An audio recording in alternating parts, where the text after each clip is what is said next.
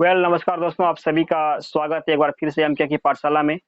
जैसा कि मैं आप सभी को बता दूं कि एक क्लास बिहार बोर्ड मैट्रिक की फिजिक्स की क्लास है, जहां पर आपको कंप्लीट फिजिक्स की क्लास प्रदान किया जाएगा।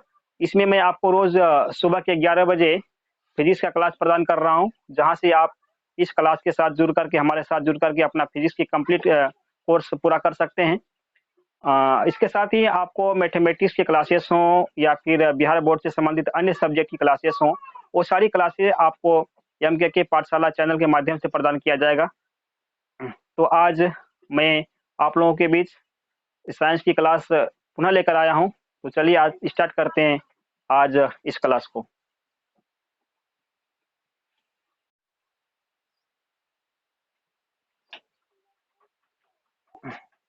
देखो, तो आज प्रकाश और परावर्तन का पहला लेसन का पार्ट नंबर 6 है। पार्ट 6 चलेगा। लेसन का नाम क्या था?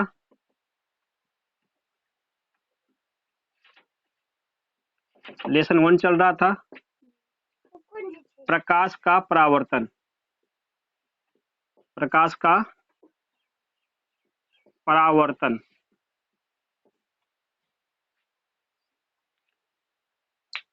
तो कल जो लिखा गया था, कल तो छुट्टी था ना, परसों क्या दिया गया था उसमें कि गोलीय दर्पण से संबंधित जितने भी पद होते हैं, चाहे वक्रता केंद्र की बात हो, फोकस बिंदु की बात हो, और फोकस दूरी, वक्रता त्रिज्या, इस सब के बारे में सारा परिभाषा या फिर समझा दिया गया था। नहीं, आज उससे आगे चलो और लिखो पहला क्वेश्चन, अवतल दर्पण का फोकस बिंदु क्या है। पहला क्वेश्चन है अवतल दर्पण का फोकस बिंदु क्या है। देखो क्वेश्चन क्या होगा। अवतल दर्पण का फोकस बिंदु।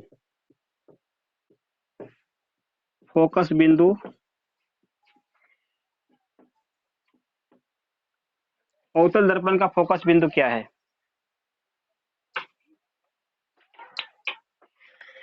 अवतल दर्पण का फोकस बिंदु क्या है?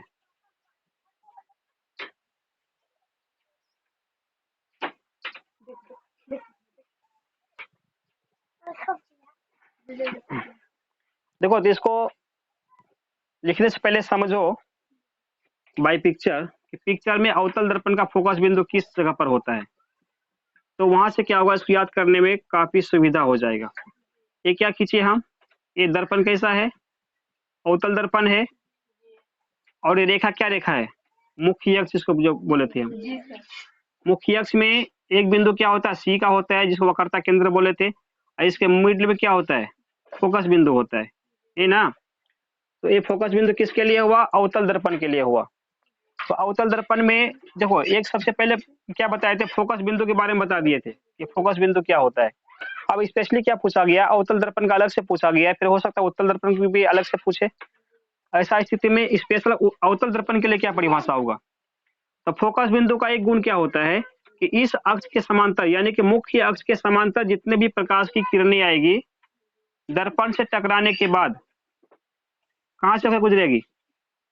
चाहे जितना भी किरण हो, उससे कोई फर्क नहीं पड़ता है, सबका सब किरण जो है फोकस बिंदु से ही होकर गुजरती है। इस तरह से आ रहा समझ में बात? यहाँ पर कौन सा बिंदु है? फोकस बिंदु। तो इसको हम किस प्रकार से लिख सकते हैं? अब अगर ये चित्र माइंड में याद है तो हम उसको अपने तरीके से बना सकते हैं। अब कैसे बना गया समझना। हम इसको बोल सकते हैं कि मुख्य अक्ष के समांतर आने वाली सभी प्रकाश की किरणें दर्पण से परावर्तन के बाद मुख्य अक्ष के जिस बिंदु पर मिलती है, नहीं, या मुख्य अक्ष के जिस बिंदु से गुजरती है, उसी बिंदु को क्या बोलते हैं? अवतल दर्पण का मुख्य फोकस बिंदु कहा जाता है। हो जाएगा। अब इस चीज को लिख लो। तो ये बात अगर समझ के रहेंगे तो समझो कि याद ऐसे ही हो गया। इसको भी हम तो नहीं, उतार लेना, साइड में रख लेना। इसे भी पहले हम बता चुके थे। हाँ, अब इसको लिखो कैसे लिखना है। तो मुख्य अक्ष पर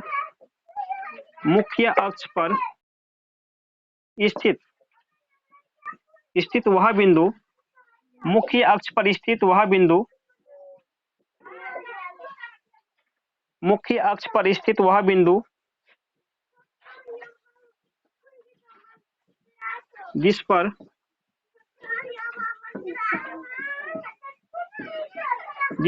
मुख्य अक्ष के समांतर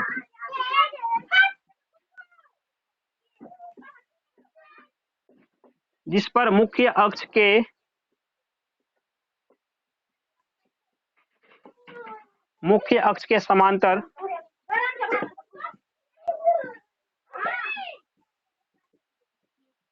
आती प्रकाश की किरणें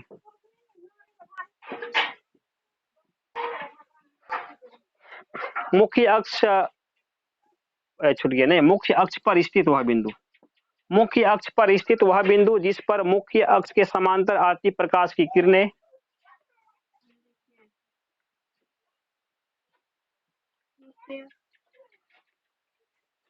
अभिसरित होती है,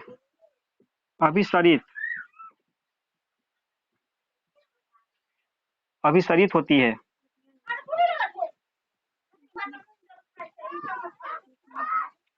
अभिसरित जिसको कर देते मिलती है, सीधा सी भाषा नहीं,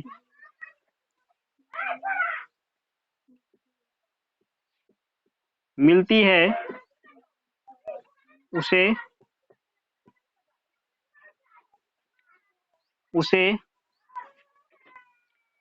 अवतल दर्पण का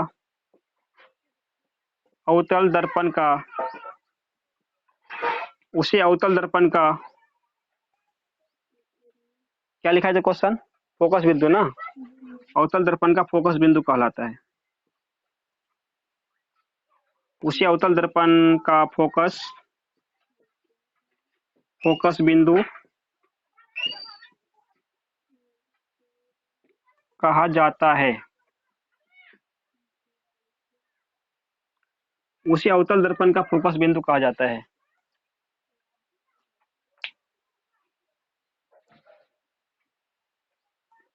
ठीक है,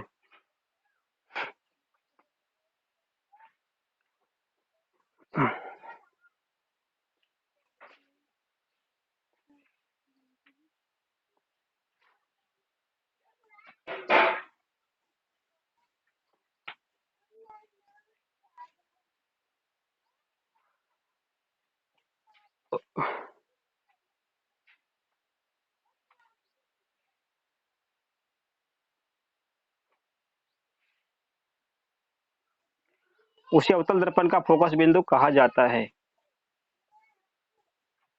अब नेक्स्ट लिखो। अब इसी पे क्वेश्चन दूसरा क्या करते हैं, अवतल दर्पण के स्थान पर क्या लिख देते हैं? उत्तल दर्पण। उत्तल दर्पण का फोकस बिंदु क्या है, इसमें समझना। दर्पण क्या चेंज हो गया, अब इसमें भी क्या होगा, इसका मतलब एक भी दर्पण यहाँ पे बदलेगा। अब अवतल के स्थान पर क्या हो जाएगा? उत्तल दर्पण हो जाएगा। तो उत्तल दर्पण कैसा बनता है ये भी बता दिए थे।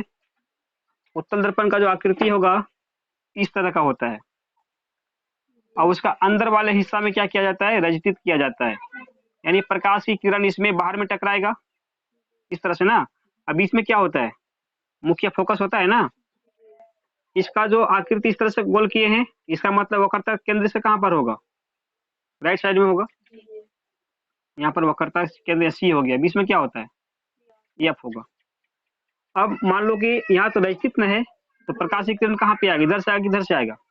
इधर से ही आएगा, क्योंकि यहाँ पर परावर्तक सतह इसका है। तो मुख्य अक्ष के समांतर एक प्रकाश की किरण मान लो आया, इससे आएगा ना, दर्पण पे टकराया, इससे से क्या हो जाएगा? परावर्तन हो जाएगा। परावर्तन होने के बाद क्या हुआ? इस तरह से ये निकलेगा बाहर, ऐसे निकल जाएगा पूरा। यहाँ भी कैसे निकलेगा?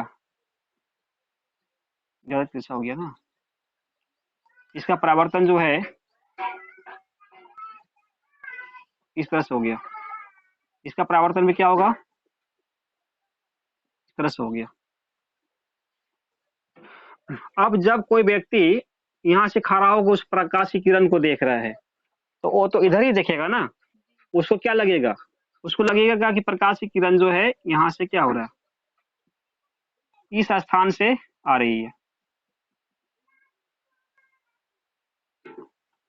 यहाँ पर क्या होगा? इसका ये एफ होगा। तो दूर थोड़ा नजदीक कर दो ताकि दोनों ये बीच में प्रतीत हो।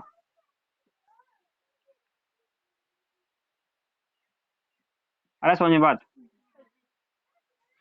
चूंकि यहाँ पर क्या हुआ, यहाँ तो रचित क्या हुआ है ना, प्रकाश किरण तो इधर मतलब इसका इस एरिया से इधर तो आ नहीं सकता है, प्रकाश कैसे गुजर जब रचित कर चुका है तो। लेकिन सिर्फ उसको ऐसा अनुभव हो रहा है, किसको, जो भी इसको देखेगा उसको लग रहा है कि प्रकाश की किरण जो है बिल्कुल फोकस बिंदु से होकर के ही आ रही है, जबकि वास्तव में ऐसा है क्या, ऐसा नहीं है। प्रकाश की किरण कहाँ से आ रही है, इधर से आ रही है ना, वहां से टकराने के बाद तो इधर मुड़ा है, लेकिन इसका ऐसा आभास हुआ कि प्रकाश की किरण कहाँ से निकला, इस जगह से निकल रहा है। तो इस प्रकार का किसमें संभव होता है, ये उत्तल दर्पण में ऐसा हो पाता है। तो इसका फोकस बिंदु कहाँ पर हुआ, यहाँ पर ना हुआ। अब इस चीज को हम कैसे बोलेंगे, देखो इसको बोलने के लिए अब समझो, इसको मिटाते हैं हम, इसमें सेट कर दें क्या, देखते हैं। मुख्य अक्ष पर स्थित वह बिंदु, चलो मुख्य अक्ष पर स्थित है, इसी पे स्थित है ना, वह बिंदु जिस पर क्या, मुख्य अक्ष के समांतर आती प्रकाश की किरणें, मुख्य अक्ष के समांतर प्रकाश की किरण तो आ ही रही है ना, रही है प्रकाश की किरणें मिलती है, यहाँ मिलती है क्या, कहाँ मिलती है, तो उधर बाहर निकल गया, तो मिलती हुई बात नहीं चलेगा। प्रकाश की किरणें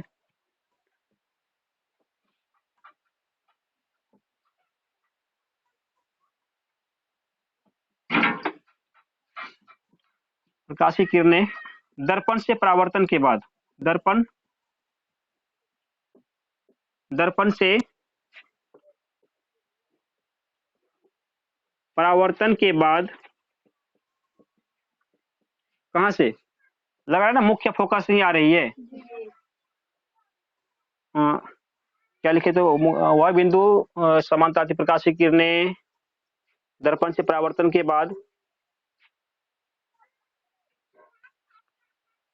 मुख्य अक्ष पर स्थित वह बिंदु जिससे मुख्य अक्ष पर, क्या लिखे थे, मुख्य अक्ष पर समान अक्ष पर स्थित वह बिंदु, नहीं जिससे होगा ना, जिससे मुख्य अक्ष के समांतर आती प्रकाश की किरणें दर्पण से परावर्तन के बाद आती हुई प्रतीत होती है, आती हुई प्रतीत होती है, प्रतीत होती है, प्रतीत होती है, उसे क्या कहते हैं, उसे उत्तल दर्पण का, उसे उत्तल दर्पण का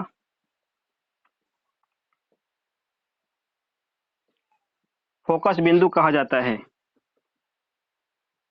फोकस बिंदु कहा जाता है। अब समझो थोड़ी सी बात को, मुख्य अक्ष पर स्थित वह बिंदु है, ठीक है जिससे मतलब जिस बिंदु से, नहीं मुख्य अक्ष के समांतर आती प्रकाश की किरणें, जो समांतर प्रकाश की किरण आई दर्पण से परावर्तन के बाद, जब इसका परावर्तन हो गया यानी जब वापस लौट गई, परावर्तन के बाद आती हुई प्रतीत होती है, कहां से, जिससे ना, किससे, वह बिंदु से, कहां पर है, मुख्य अक्ष पर स्थित। इसका मतलब मुख्य अक्ष पर जिस बिंदु से परावर्तन के बाद लगेगा कि प्रकाश से किरण लग रहा है, इसी जगह से निकल रहा है, जिस बिंदु से ऐसा प्रतीत हुआ समझा, वही बिंदु क्या हो गया, उत्तल दर्पण का फोकस बिंदु हो गया। क्या समझे बात, बताओ इसको।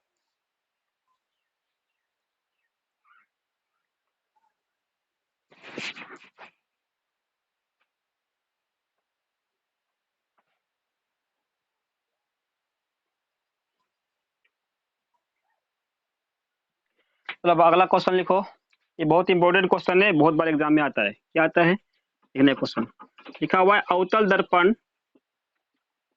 और अवतल दर्पण और उत्तल दर्पण में अंतर,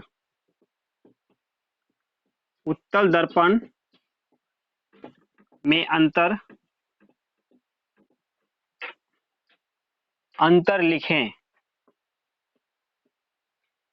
अंतर लिखें या अंतर क्या है, नहीं कुछ भी इस तरह से देखो, अवतल दर्पण और उत्तल दर्पण में अंतर लिखें,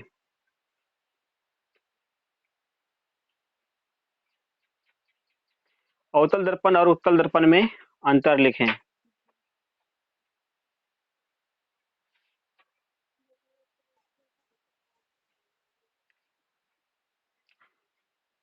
इसका लिखो, अवतल दर्पण और उत्तल दर्पण में, अवतल दर्पण और उत्तल दर्पण में अंतर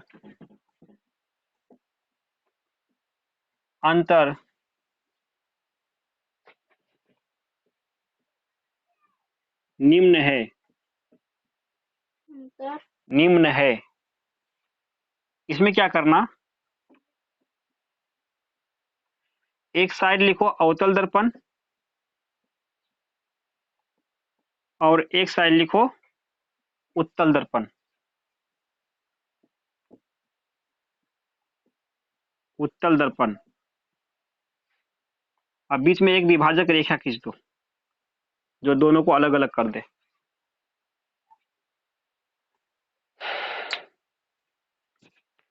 यहाँ तक हुआ काम।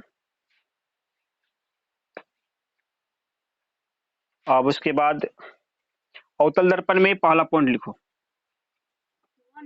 हाँ, अवतल का 1 लिखना है, फिर इधर उत्तल का भी 1 लिखना है। दोनों को दो साइड से लिखना पड़ेगा। अब सबसे पहले अवतल में लिखते हैं।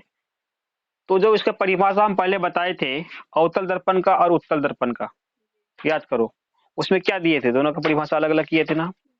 उसने बताया था अवतल दर्पण का जो परावर्तक सतह होता है कैसा होता है, धसा हुआ रहता है, और उत्तल दर्पण का परावर्तक सतह उठा हुआ या उभरा हुआ रहता है।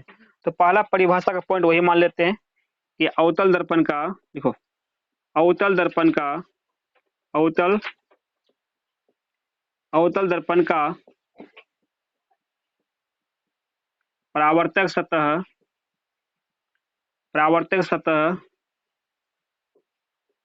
धसा हुआ रहता है। अवतल दर्पण का परावर्तक सतह धसा हुआ रहता है। उत्तल दर्पण में लिखो, हाँ धसा हुआ रहता है। उत्तल दर्पण में होगा, उत्तल दर्पण का परावर्तक सतह उभरा या उठा हुआ रहता है। उत्तल दर्पण का परावर्तक सतह उभरा या उठा हुआ रहता है। ठीक है, लिख लिया।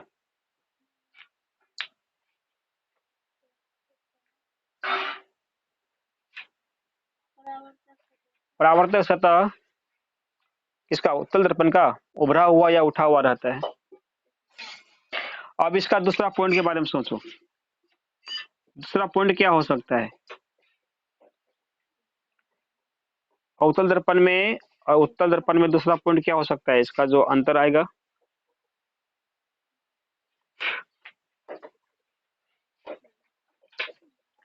समझना, इससे पहले अभी तुरंत किए थे, अवतल दर्पण का फोकस बिंदु कहां पर हो रहा था, इसका लेफ्ट हैंड में हो रहा था, ध्रुव से लेफ्ट हैंड में। और उत्तल दर्पण का फोकस बिंदु कहां पर हुआ था, उसका जो मध्य बिंदु था दर्पण का, यानी ध्रुव से राइट हैंड में। तो राइट हैंड में कैसा बन रहा था, यहाँ से प्रकाश उसे मिल रहा था वास्तविक रूप से, नहीं मिल रहा था ना। और इसमें अवतल दर्पण में कैसा हो रहा था, फोकस बिंदु यहाँ पर फोकस था, सभी प्रकाशिक किरण यहाँ पर आके मिलता था इस बिंदु पर, नहीं ये नहीं मिलता था। इसका मतलब क्या होता था, इसका फोकस बिंदु पर वास्तविक रूप से प्रकाश मिलती है, यानी कि वास्तविक इसका बिंदु होगा। उससे कैसा होगा, वहां पर प्रकाश मिल नहीं रहा था, बल्कि कैसा लग रहा था कि प्रकाश मिलता हुआ प्रतीत होता था। नहीं, प्रतीत होना मतलब मिल नहीं रहा है, लेकिन उसका अनुमान लग रहा है, अनुभव लग रहा है कि प्रकाश उस जगह पर ही जाकर मिलती है। इसका मतलब हुआ जिसका आभास होगा, यानी आभासी हो गया। आभासी क्या बोलते हैं, काल्पनिक बोलते हैं। और इसको जहां पर रियल में मिलेगा उसको क्या बोलेंगे, वास्तव में मिला, यानी वास्तविक बोलेंगे।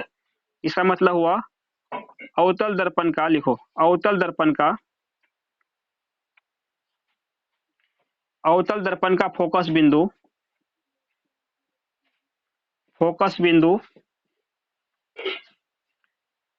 वास्तविक होता है।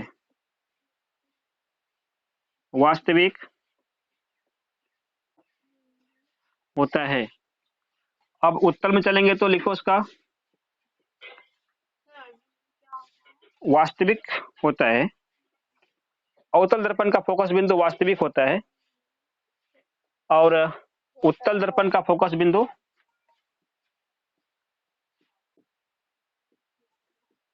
उत्तल दर्पण का फोकस बिंदु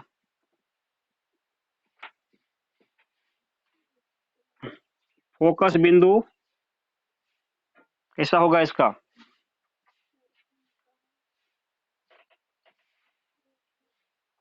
काल्पनिक होता है। उत्तल दर्पण का फोकस बिंदु काल्पनिक होता है।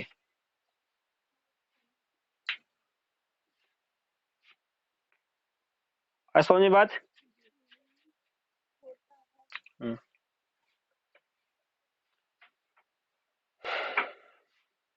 उत्तल दर्पण का फोकस बिंदु काल्पनिक होता है। और कुछ हो सकता है इसका? और समझ सोचो क्या हो सकता है। नंबर थर्ड लिखो। और बताए ना, काल्पनिक का मतलब होता है जो हम कल्पना सिर्फ कर सकते हैं। कल्पना का मतलब क्या होता है? सिर्फ सोचते हैं ऐसा, मैं वैसा होता नहीं है, उसी को काल्पनिक बोलते हैं। अवतल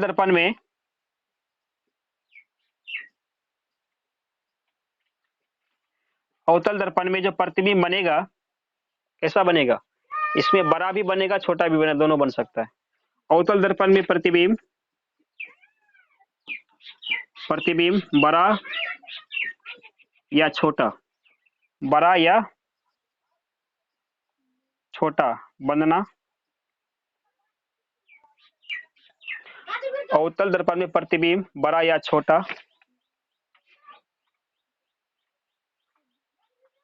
बन सकता है बड़ा या छोटा बन सकता है। बड़ा या छोटा बन सकता है। ये किसमें संभव है? अवतल दर्पण में संभव है। लेकिन उत्तल दर्पण में क्या होगा? उत्तल दर्पण में क्या होता है? उत्तल दर्पण में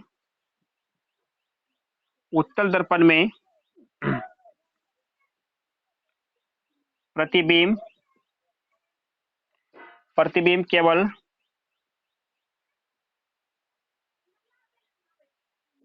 केवल छोटा बनता है। केवल छोटा बनता है, बड़ा नहीं बनता इसमें। हाँ। उत्तल दर्पण में प्रतिबिंब केवल छोटा बनता है।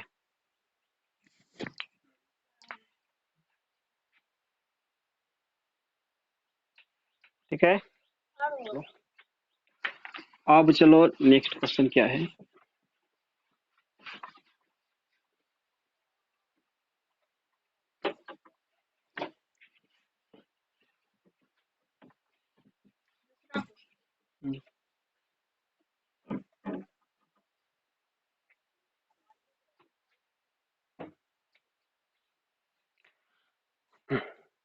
अब लिखो दूसरा क्वेश्चन। अवतल दर्पण का उपयोग।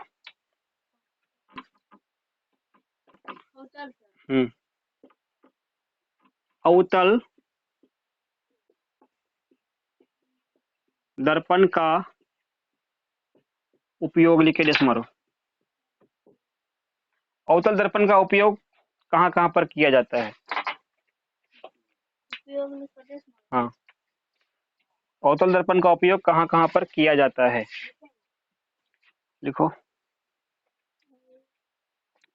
नहीं तो क्या लिखाए थे? कहाँ कहाँ पर किया जाता है, या नहीं तो लिख के भी डेस मार देंगे तो इससे भी काम हो जाएगा। अवतल दर्पण का उपयोग लिख कर डेस मार दो और इसमें लिखो आप।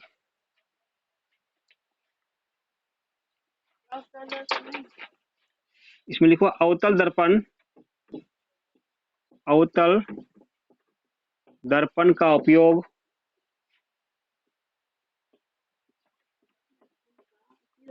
हाँ निम्न क्षेत्रों में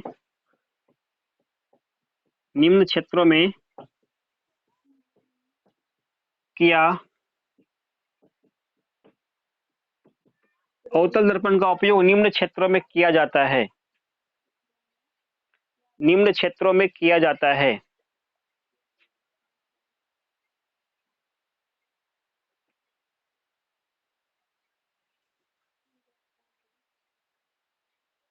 ठीक है, नंबर 1 लिखो। सबसे पहला काम किसमें हुआ? हजामती के कार्यों में। हजामती के कार्य क्या होता है?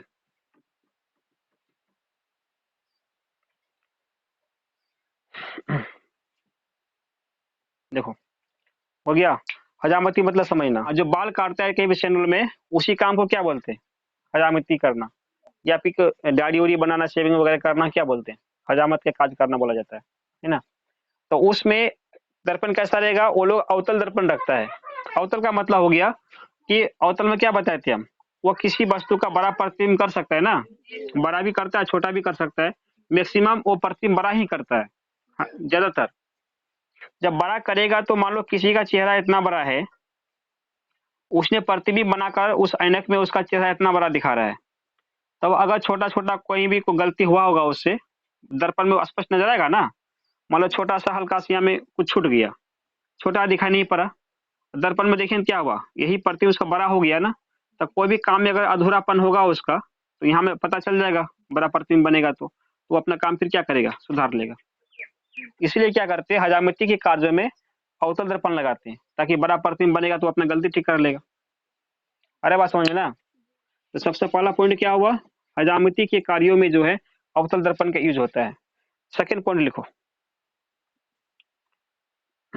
सोलर कुकर में। सोलर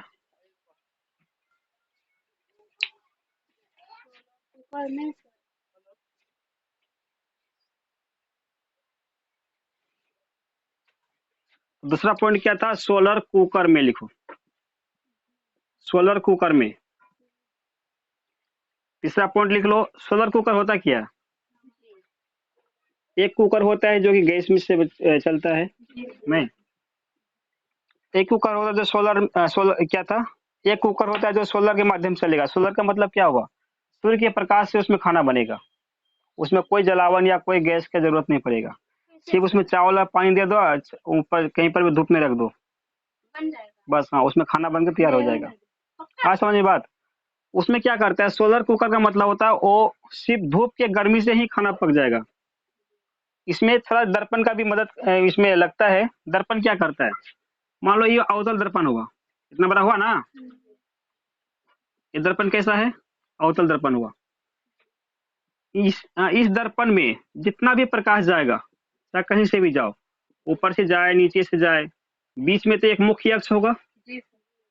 क्या बताए थे कि मुख्य अक्ष के समांतर जितने भी प्रकाश की किरणें होगी, दर्पण से टकराने के बाद कहाँ से जाके गुजरती है? मुख्य फोकस से गुजरेगी ना। इसका नियम ही है, कंडीशन ये है कि मुख्य फोकस से ही जाके वो गुजरेगी, सारा का सारा प्रकाश। इधर से भी देखो, आ रहा है ना? तो इतना दूर का गर्मी बिल्कुल समेट के कहाँ पे चला गया? एक ही पॉइंट पे ना आ गया। मान लो किसी भी बर्तन को यहाँ पे रख देंगे, उसमें गर्मी नहीं हो जाएगा? तो जो भी सोलर कुकर है वो इसी जगह पे रहता है, फोकस बिंदु पे रहता है। इतना दूर का गर्मी बिल्कुल समेट करके एक पॉइंट पे लाके खड़ा कर देता है। यहाँ पे गर्मी कितना ज्यादा हो जाएगा? बस उसी गर्मी का मदद लेकर के क्या करता है, इस कुकर में खाना पक जाता है। बस समझ में बात? इसीलिए सोलर कुकर में किसका यूज मिलता है खरीद के। इसीलिए क्या करते हैं, सोलर कुकर में किसका यूज करते हैं? अवतल दर्पण का यूज किया जाता है। अवतल दर्पण ही ऐसा काम करता है। अरे समझ में बात? ये बात दूसरा पॉइंट। चलो तीसरा पॉइंट लिखो इसका।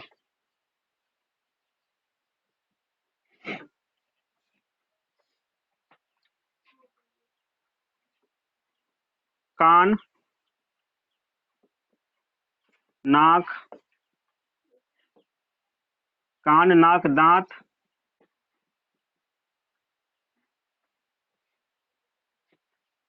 हरा है। इत्यादि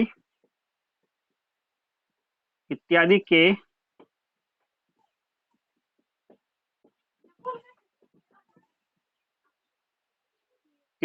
के जांच में, कान, नाक, दांत इत्यादि के जांच में,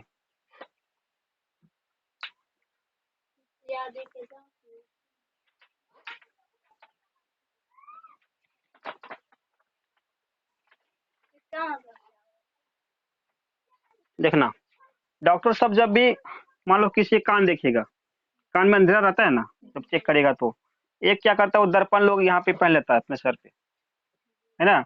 लाइट तो रूम में जलेगा ही, जब उसका कान दिखेगा ना इस तरह से, तो दर्पण से क्या हुआ, सारा प्रकाश यहाँ टकराएगा और प्रकाश आके सीमित जाता है, सीमित के पतला ऐसा बिंदु ऐसा बनेगा, नहीं बनेगा। मान लो ये अवतल दर्पण है, जो प्रकाश इससे पड़ेगा, ये प्रकाश क्या होगा, इतना प्रकाश सिमट सिमट के यहाँ पे नहीं जमा हो जाएगा सब, बस इसी बिंदु को क्या करता है, वो कान के अंदर लेकर जाता है प्रकाश को, कान के अंदर पूरा क्या उजाला हो जाता है, पूरा देख लेता है क्या है क्या नहीं है, समझ में। यहाँ पे सर में लगा रखता है, समझ में। किसी का दांत देखिएगा, दांत में भी नजर नहीं आएगा, क्या करेगा, कितना कोई टॉर्च बार के देखता है, कान को भी टॉर्च जला के देखते हैं, लेकिन तू टॉर्च से अच्छा है, इसमें ज्यादा स्पष्ट नजर आएगा, क्या रहा है बात समझ में। तो किसी का दांत भी देखना है तो इस प्रकाश को कहाँ पे ले जाओ, जिस भी जगह पे देखना है इस प्रकाश को वहीं पे ले चले जाओ, वो जगह दिखाई पड़ जाएगा अच्छा से। इसलिए मतलब दांत चेक करना हो, कान चेक करना हो, नाक चेक करना, कुछ भी चेक करना हो, इस तरह की चीज में अवतल दर्पण का उपयोग करते हैं। और चौथा नंबर क्या होगा, 1 2 3 4, अच्छा ठीक है। टॉर्च देखी है, टॉर्च के परावर्तक, टॉर्च के परावर्तक सतह, ठीक, टॉर्च के परावर्तक सतह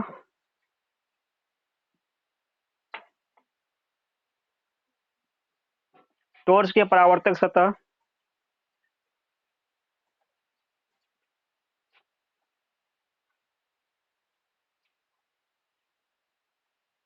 टॉर्च के परावर्तक सतह के रूप में, के रूप में एवं सर्च लाइट, सर्च लाइट एवं सर्च लाइट में, एवं सर्च लाइट में,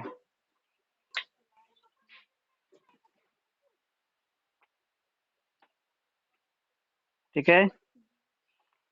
टॉर्च का परावर्तक सतह क्या होता है, टॉर्च में ध्यान से देखना, उसका पीछे साइड कैसा रहेगा, मान लो एक टॉर्च हो गया,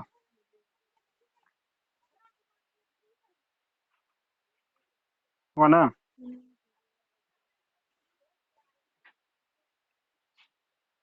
बना टॉर्च, इसमें यहाँ पे बल्ब रहेगा ना, उसका अंदर में एक कटोरा की तरह, प्लेट की तरह क्या रहता है, एक रहता है इस तरह से गोल, नहीं रहता है, उसके सामने क्या बल्ब रहता है, यहाँ बिल्कुल चमकने वाला, मतलब बहुत चिकना टाइप का एक कटोरा की तरह क्या आता है, गोल की तरह इस तरह से बना हुआ रहता है। शीशा से बाहर में रहेगा, शीशा देता था धूल कण अंदर नहीं जाएगा, उसका कोई काम उसमें है नहीं। मेन काम क्या हुआ, ये जो शीशा दिया हुआ है ना, इसमें आजकल का जो टॉर्च निकला है उसमें तो ये उत्तल लेंस हो जाता है, सामने में तो शीशा बीच में मोटा होता है ना, वो किनारा पतला, वो जो पेंसिलिंग बैटरी वाला टॉर्च जो मिलता है उसमें उत्तल लेंस रहता है। अब और इसमें तो अवतल दर्पण अंदर रहेगा ही, जो पहले ही मिलता था बड़ा वाला टॉर्च उसमें लेंस नहीं रहता था, सिर्फ सिंपल सा शीशा रहता था, और बाकी काम कौन करता था, अंदर का परावर्तक सतह यानी कि अवतल दर्पण, इस तरह रहेगा ना टॉर्च, यहाँ पे बल्ब रहेगा तब रोशनी जाता था, देखना इसका क्या काम था, इसका काम था कि ये मान लो बल्ब जरा यहाँ पे जला ना, कुछ रोशनी यहाँ गया, कुछ रोशनी यहाँ गया, कुछ यहाँ पे आया, कुछ यहाँ पर आया, सबको क्या करता था, सबको परावर्तित कर करके ही इधर पहुंचाता था, नहीं हो जाएगा चारों बगल से। तो ऐसा करने मतलब क्या हुआ, जो प्रकाश बाहर जा रहा था उसको समेट के एक जगह लेकर आ रहा है, इसका मतलब रोशनी कुछ ज्यादा दूर तक जाएगा, अरे बात समझ में। अगर ये नहीं देता तो क्या होता, रोशनी चारों बल्ब से फैलेगा, यहाँ तक जाते जाते सारा रोशनी खत्म हो जाएगा। आ रहा बात समझ में ना। जैसे मोटरसाइकिल वगैरह में या फिर कोई गाड़ी में हेडलाइट देखना, जो हेडलाइट रहता है, मान लो कि यहाँ पे बल्ब हुआ ना इस तरह से, यहाँ पे एक बल्ब लगा देगा, अब मतलब बल्ब का मुख इधर ही रहता है और रोशनी इधर मारता है, समझ में। तब यहाँ से टकराने के बाद तब रोशनी फिर इधर जाती है, ऐसे करके। समझे बात। जंत्र को मोटरसाइकिल में देखना, जो बल्ब रहता है, परावर्तक सतह अवतल दर्पण के यहाँ पे रहेगा, इसमें बल्ब का जब फोकस देगा बिल्कुल अवतल दर्पण पर ही देता है, अवतल दर्पण से प्रकाश की किरण परावर्तन के बाद तब जाकर के वो बाहर निकलेगा। ऐसा इसीलिए करता है, ऐसा नहीं करेगा ना, मान लो इसको इधर से घुमा दे डायरेक्ट, तो रोशनी बहुत दूर नहीं जाएगा, थोड़ा दूर नहीं जाएगा, फिर दिखाई नहीं पड़ेगा आगे। ऐसा करने पर इसका दूरी काफी लंबा दूरी तय कर लेता है।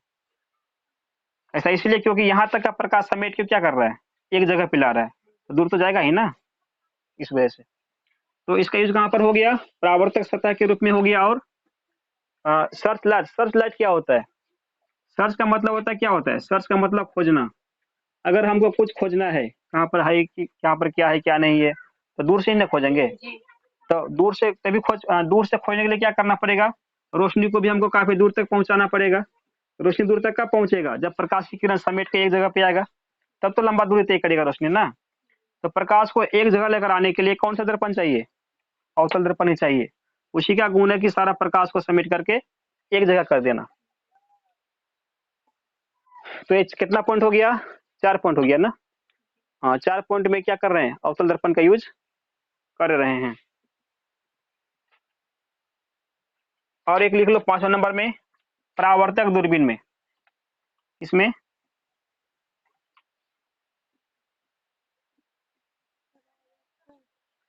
परावर्तक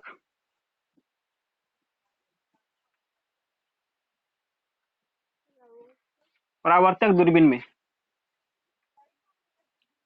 परावर्तक दूरबीन में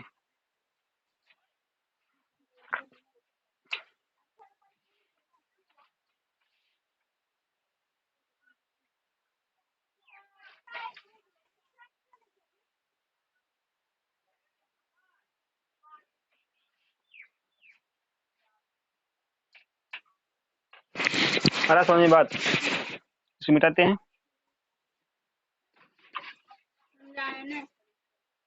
क्या लिखा है लास्ट में, परावर्तक दूरबीन। दूरबीन वही हुआ जो कि हमको दूर के चीज को देखेंगे। दूर के चीज को कैसे देख पाएंगे, जब रोशनी दूर तक जाएगा। रोशनी दूर तक किस में जाता है, अवतल दर्पण में नहीं कर सकते हैं ना, बस। यानी कि दूर का चीज तभी देख पाएंगे जब रोशनी दूर तक जाएगा, और दूर तक रोशनी को पहुंचाने के लिए हमको अवतल दर्पण का ही सहारा लेना पड़ेगा।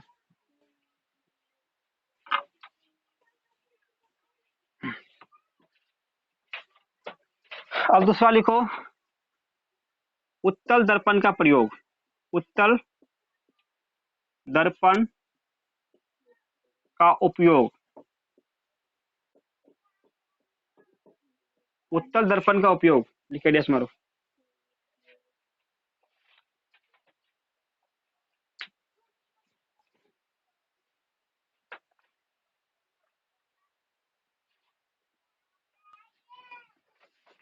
इसमें फिर लिखो भाई, उत्तल दर्पण का प्रयोग निम्न है। देखो ये सब लिखने से क्या होता है, क्वेश्चन का सुंदरता बढ़ता है, नहीं तो लगेगा अजीब टाइप का क्वेश्चन है। उत्तल दर्पण का, उत्तल दर्पण का उपयोग निम्नलिखित, निम्न है।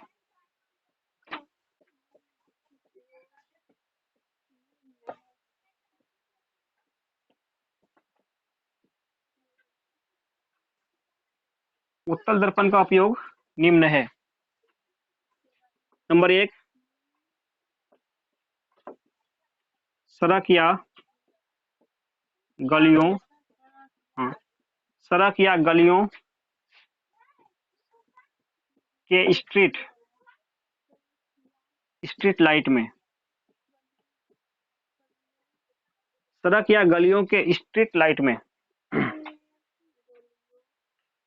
सड़क या गलियों के स्ट्रीट लाइट में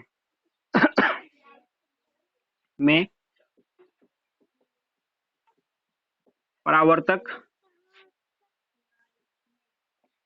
सड़क या गलियों की स्ट्रीट लाइट में नहीं करना, स्ट्रीट लाइट के परावर्तक के रूप में, स्ट्रीट लाइट के परावर्तक के रूप में।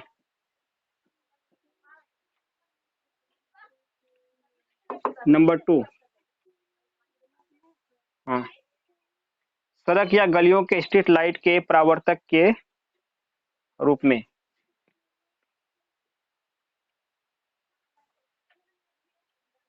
आया बात समझ में? नंबर 2 लिखो। मोटर कार के साइड मिरर के रूप में।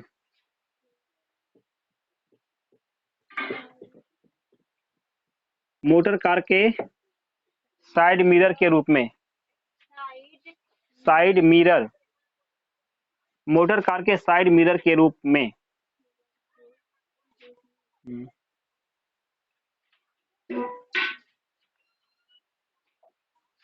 गया?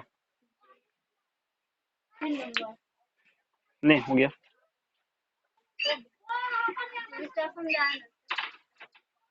देखो, सड़क या गली का जो लाइट होगा वो क्या चाहता है? लाइट देने का मकसद क्या है उसका?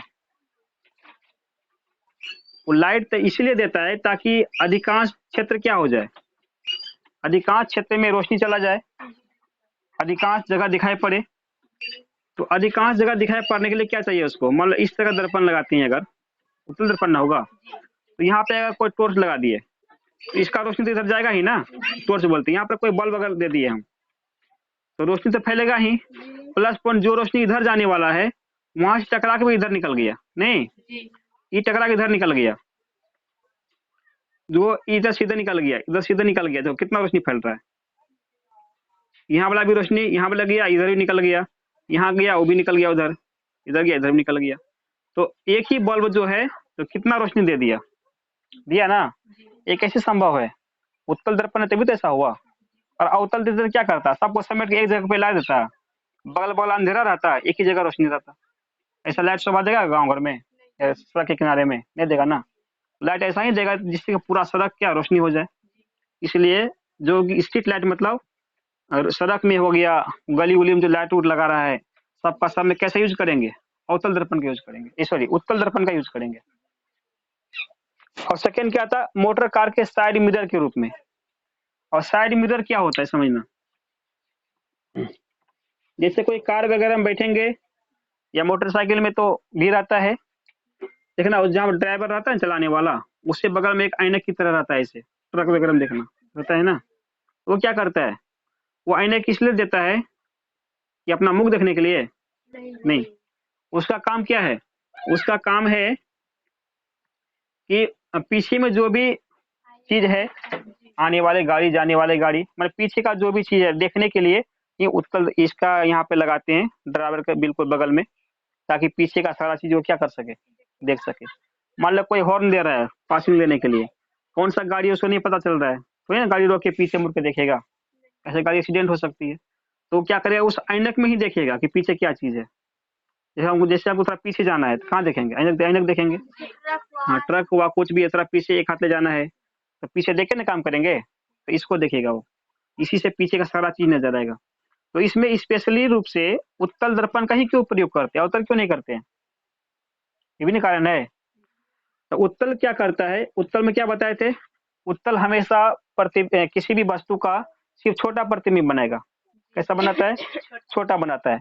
मान लो कि रोड में बहुत सारा चीज रहता है, ऑटो है, साइकिल है, आदमी है, नहीं, मान लो कि बड़ा प्रतिबिंब बना दिया तो एक ही ऑटो में उसका पूरा दर्पण का क्षेत्र भर गया और बाकी कुछ देख पाएगा? वो नहीं देख पाएगा।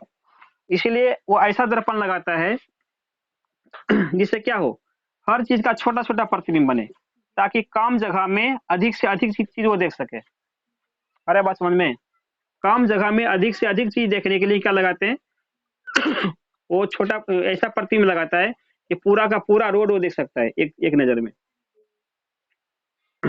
इसीलिए लगाते हैं उत्तल दर्पण, क्योंकि ये क्या करेगा, इसका क्षेत्र बड़ा होता है ना, इतना बड़ा, मान लो इतना बड़ा रोड है तो पूरा पूरा रोड तो देख ही रहा है एक ही नजर में, इसलिए लगाते उत्तल दर्पण। अगर अवतल लगाते तो क्या होता, थोड़ा सा चीज दिखाते बड़ा बड़ा करके, जगह भर गया, आधा रोड देखते आधा रोड नहीं देख पा रहे, दिक्कत ना होगा फिर, ये लगाने से क्या फायदा होगा।